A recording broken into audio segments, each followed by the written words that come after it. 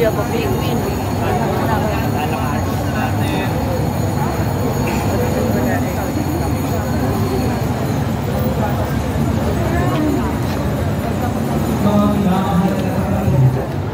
Ngayon ay ating pasisimulan ang maringal na posisyon sa kalamanan ng mga nagagawin sa globe.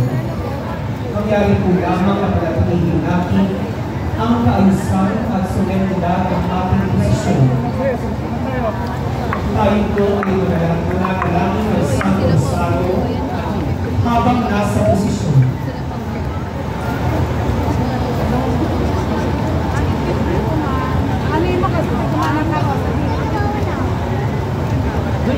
Sambungin natin ang unang karosa, ang karosa ng pamahal-mahalang puso ni Jesus.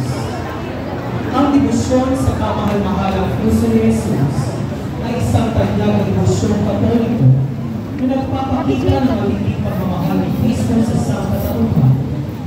Nagsimula ito noong ika-12 siglo sa Pransya sa pamamagitan ng mga Panginoon, isang Margarita Maria Aladonia, isang Madre ng Cordero Jesus ng maraming beses mula pa po 1672 hanggang 1675.